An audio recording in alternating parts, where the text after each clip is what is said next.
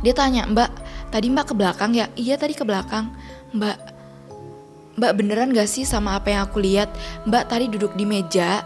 Mbak tahu, aku ngeliat ke belakang itu ada sosok perempuan pakai kebaya warna hijau dan selendang warna hijau. Dia nari-nari di antara suaranya, "Mbak," gitu sekali.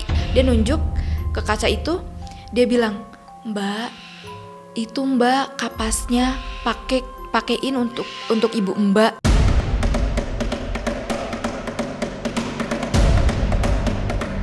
Heboh pramugari, cerita melihat hantu penari ikut ke bawah penumpang. Sepanjang 1 jam perjalanan dari Jogja ke Jakarta, hantu itu mengganggu sehingga membuat sang pramugari sangat ketakutan. Kisah horor ini sedang viral di media sosial karena terasa sangat menyengat rasa ngeri.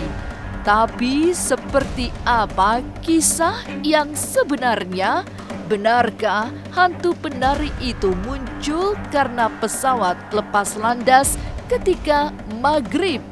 Berikut ini penuturan langsung dari Vita Putrisari kepada tim Ganjil Misteri yang postingan ceritanya menjadi perbincangan. Jangan dulu berlalu, masih akan banyak keganjilan terjadi di sini. Dan jangan lupa subscribe, like, share, dan komen agar tak ada yang terasa ganjil di sekitar Anda.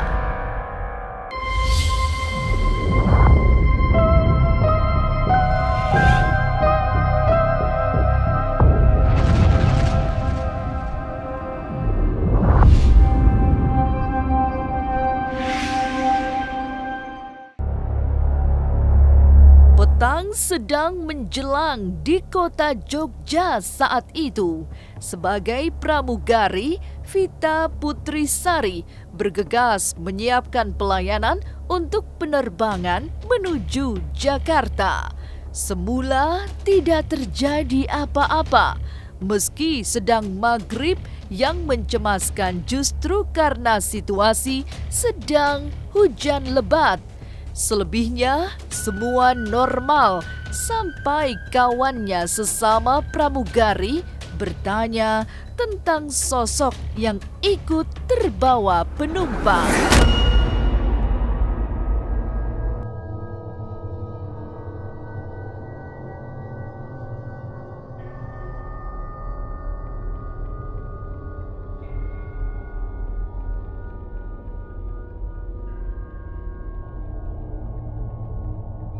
Cerita mistis ini dimulai ketika pada saat boarding. Jadi kondisi di Jogja waktu itu kondisinya memang sedang hujan lebat dan posisinya itu mau maghrib. Jadi saya kerja di bagian belakang, 2 orang, saya dan rekan kerja saya, sebut saja namanya A. Jadi si A ini pada saat sudah 90% penumpang masuk, si A ini menghampiri saya ke belakang karena kita boarding 2 pintu, satu dari depan, satu dari belakang. Si A ini tiba-tiba bertanya, Mbak tadi lihat sesuatu nggak yang dibawa penumpang? Di pikiran saya waktu itu, atau mungkin yang dibawa penumpang itu maksudnya benda-benda tajam atau apa? Saya nggak ada pikiran sampai ke arah horor. Waktu itu saya langsung jawab, saya nggak lihat apa-apa. Memang kamu lihat apa? Pesawat sudah memanjat langit saat Vita melihat ada yang aneh pada sahabatnya itu. Bukan hanya tidak tenang, tapi seperti sangat ketakutan dan tidak fokus sepanjang melayani para penumpang. Contohnya, dia itu selalu pada saat dia prepare makanan, dia selalu ngelihat ke arah cabin. Dan mimik wajahnya itu kayak orang panik. Tapi waktu itu saya belum tanya karena kan penerbangan Jogja itu singkat. Jadi saya memang pengen tanya nanti aja lah kalau udah selesai servis. Nah setelah itu servis lah kita seperti biasa. Posisi servisnya saya bawa troli sendiri, dia juga bawa troli sendiri. Dari cara dia servis ke penumpang nggak seperti pramugari pada umumnya. Biasanya kan kalau kita servis kita kasih ya kita ngeliatin penumpangnya. Tapi pada saat itu dia nggak ngeliatin penumpang, tapi dia malah fokusnya ke belakang dan mukanya tuh kayak muka takut. Dia ngasihin makanan sama minum, tapi mukanya ngeliat ke belakang dan dia kayak orang panik. Kenapa dia sampai berulang kali dia ngeliat satu kursi yang ada di kabin. Saya pun nggak tahu itu apa yang dilihat dia tuh apa. Selesai menjamu para penumpang sambil membereskan segala sesuatu, muncullah cerita menakutkan itu. Tapi dia langsung bilang kayak gini, Mbak, sambil kita beresin itu, dia bilang, Mbak, tadi Mbak ke belakang ya? Dia tanya kayak gitu. Oh iya, kebetulan saya itu ngambil tisu memang di belakang kan karena tisunya habis, jadi saya ambil tisu. Nah, dia tanya, Mbak, tadi Mbak ke belakang ya? Iya tadi ke belakang. Mbak beneran gak sih sama apa yang aku lihat? Mbak tadi duduk di meja geli. Jadi di geli itu di cabin bagian belakang itu ada meja yang biasanya kita pakai buat prepare makanan. Nah, dia bilang ada pramugari, sosok pramugari pakai seragam lengkap, tapi rambutnya digerai, duduk di meja, tatapannya ke bawah. Dan dia bilang itu saya yang duduk di situ. Makanya saya bilang, kamu jangan bercanda, ini udah malam. Saya bilang kayak gitu. Tapi dia tetap serius dan panik. Dan dia itu kayak ketakutan.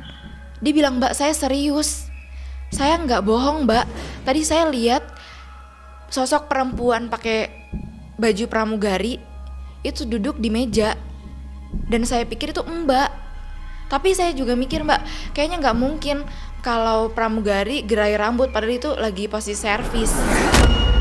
Penerbangan dari Jogja ke Jakarta berubah menjadi horor setelah muncul sosok misterius menyerupai pramugari. Lalu, benarkah setelah itu muncul hantu penari?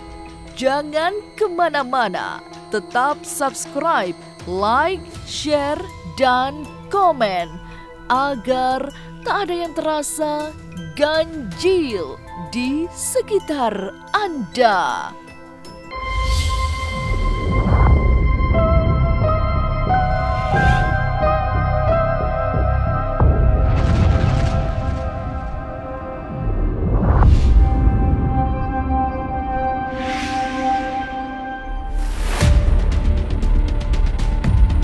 Sejak muncul sosok menyerupai pramugari dengan wajah tertunduk, suasana menjadi berbeda.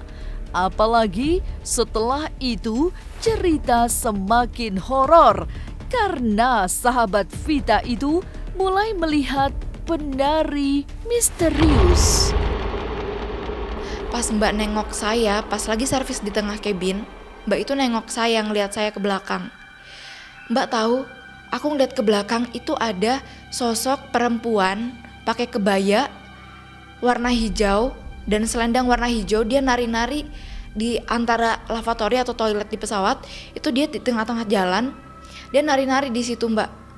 Dia nari jaipong tapi pelan banget dan dia ngeliatin Mbak terus. Makanya aku panik Mbak, aku ngeliat Mbak. Dia kenapa ngeliatin Mbak terus? Pas kalimat itu diucapkan, tiba-tiba ada bau wangi melati. Itu benar-benar percaya nggak percaya, tapi saya ngalamin sendiri dan rekan kerja saya juga ngalamin sendiri. Tapi di situ saya masih pikir positif. Mungkin ada penumpang yang pakai parfum. Pas saya buka curtainnya, ternyata di depan lavatory nggak ada orang sama sekali. Di lavatorynya juga nggak ada orang. Dan pada saat itu penumpang itu jumlahnya sedikit. Jadi Jadi nggak mungkin ada penumpang yang pakai parfum dan sampai kecium sampai belakang. Vita Putrisari berusaha menahan diri sambil menguasai rasa takut. Ia tidak ingin para penumpang ikut panik. Tapi Vita mulai percaya karena sahabatnya itu memang termasuk sangat peka pada hal-hal yang mistis. Memang rekan kerja saya ini orang yang peka sama hal kayak gitu. Di akhir penerbangan, pas kita udah sampai di Cengkareng itu, dia sampai cerita ternyata memang dari nenek, ibu, dan dia juga memang peka sama hal kayak gitu dan bisa ngelihat makhluk halus. Cerita Vita tentang hantu penari di dalam pesawat bukan horor pertama yang dialami. Ia juga pernah diteror oleh suara-suara ganjil yang bukan berasal dari dunia manusia. Saat itu, di sebuah hotel tempat para kru pesawat menginap. Memang hotelnya sudah terkenal dengan jadi hotelnya itu dekat dengan tempat ruqyah. Dan untuk cabin crew sudah tahu hotel tersebut memang dekat dengan tempat ruqyah. Pada saat itu, karena besoknya kita harus keluar pagi sebelum subuh, jadi kita harus keluar hotel. Rekan kerja saya tidur terlebih dahulu. Waktu itu teman saya ini sudah tidur, si B ini udah tidur. Nah, saya belum tidur, masih main handphone. Tiba-tiba saya dengar, pertama saya belum tahu itu bunyi dari mana, tapi saya dengar bunyi ada orang yang dia pertama menggosok hidungnya dengan kencang sampai suara itu mengganggu. Itu kedengeran kencang banget sampai saya nengok. Ternyata benar, memang itu rekan kerja saya yang memang gosok hidungnya itu kencang banget. Sampai saya bingung sendiri. Ini anak nggak sakit ya ngegosok hidung sampai kenceng banget kayak gitu. Tapi saya masih mikir, oh mungkin ngigo kali, makanya nggak kerasa, kan bisa aja tidur tapi nggak kerasa dia gosok-gosok hidung. Nah, udahlah saya balik lagi ke tembok, hadap tembok lagi. Saya dengar lagi, dia itu colok kuping sampai kenceng banget lagi, sama kayak yang pertama gosok hidung. Sekarang kayak tusuk kupingnya kenceng banget. Sampai saya nengok dan akhirnya saya ngeliatin dia terus. Lalu apa maknanya saat Vita disuruh memberikan kapas untuk ibunya? Jangan kemana-mana, tetap subscribe, like, share, dan komen agar tak ada yang terasa ganjil di sekitar Anda.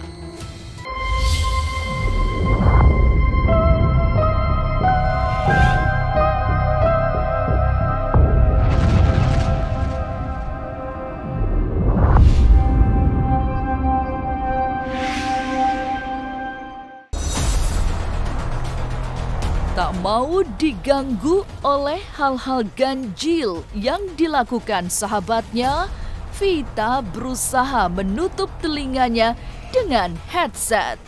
Tapi justru saat itu terdengar panggilan yang terasa sangat mistis.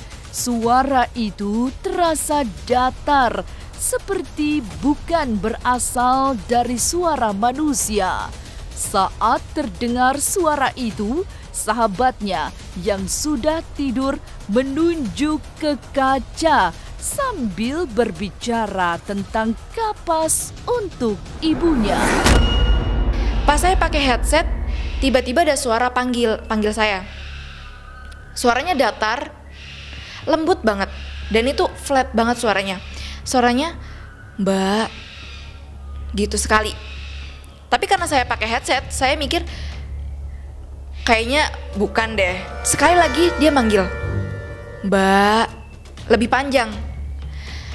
Dari situ saya langsung buka headset, kayaknya dia deh yang manggil. Saya balik badan, merinding. Saya balik badan, saya lihat dia. Nah, posisinya masih tidur. Nah, dia pas sudah manggil Mbak itu terakhir kali, saya nengok. Iya, kenapa? Saya jawab kayak gitu. Dia langsung tangannya diangkat pelan banget. Saya lihat banget karena saya kan hadap ke dia kan. Dia pelan banget, dia ngangkat tangannya kayak gini, pelan banget. Dia nunjuk, posisinya dia tiduran, dia merem, tangannya lurus. Dia angkat tangannya pelan, dia tunjuk ke kaca. Dia nunjuk ke kaca itu, dia bilang, "Mbak, itu Mbak kapasnya pakein untuk ibu Mbak." Terus dari situ saya langsung ngelihat kaca itu awalnya. Ada apa? Terus pas dia bilang, "Mbak, itu Mbak kapasnya pakein buat ibu Mbak." Aku langsung nengok dia, "Apaan sih?" Saya langsung bilang kayak gitu. Terus dia cepet, habis dia bilang gitu dia langsung turunin tangannya cepet. Jadi kayak bener-bener entah dia ngigo atau apa, tapi kenapa sampai muncul kata-kata, "Mbak, itu kapasnya buat ibu Mbak." Dan pikiran saya, kapas itu ya untuk orang yang meninggal. Vita berusaha untuk abai pada kejadian yang membuatnya merinding itu. Ia membaca doa, kemudian kembali memasang headset di telinganya. Tapi lagi-lagi justru ia mendengar suara yang lebih ganjil. Dengkur yang sangat keras dari sesosok laki-laki. Pas terakhir, jadi setelah aku pasang headset, entah itu, ya aku masih mikir positifnya itu entah getaran dari musiknya atau apa, nggak tahu ya. Tapi itu ada suara bener-bener aku dengar sendiri, itu suara cowok ngorok tapi kenceng, kayak bukan ngorok tapi mendengkur. Aku nggak ngerti lah bunyinya, dan aku nggak mau tahu itu bunyinya. Dan waktu itu 2 kali aku dengar. Karena aku nggak mau denger lagi, sampai akhirnya aku memutuskan untuk ya udah paksain tidur karena aku nggak mau lagi. Terus aku baca doa, ya udah aku bisa tidur. Pagi harinya, setelah sama-sama bangun tidur, Vita baru mendengar cerita sahabatnya yang selalu diikuti sosok genderuwo. Pas paginya kita living itu kan sebelum subuh, saya tanya ke dia, "Tadi malam kamu ngigo kerasa nggak?" gitu. Tapi mbak ngigo apa ya Mbak? "Aku sama sekali nggak kerasa Mbak, aku tidur, aku nggak kerasa." "Emang aku ngomong apa Mbak? Emang aku ngapain?" kata dia gitu. Nah akhirnya aku langsung ceritain, "Kamu gini, kamu juga ngucapin kata-kata ini." Dan akhirnya sampai dia akhirnya inget sama ceritanya. Jadi dia punya cerita kalau sebenarnya ada yang ngikutin dia, itu sosoknya genderuwo. Penggalan-penggalan cerita mistis yang dialami Vita Putrisari memang membuat merinding. Semogalah munculnya hantu di dalam pesawat tak membuat penerbangan menjadi lebih menakutkan. Inilah Ganjil yang akan menguak berbagai misteri di alam nyata dan tak kasat mata. Sampai jumpa pada episode selanjutnya dengan kisah-kisah ganjil setiap hari Senin, Kamis, dan Jumat pukul 5 sore. Tapi sebelumnya jangan lupa subscribe, like, share, dan komen agar tak ada yang terasa ganjil di sekitar Anda.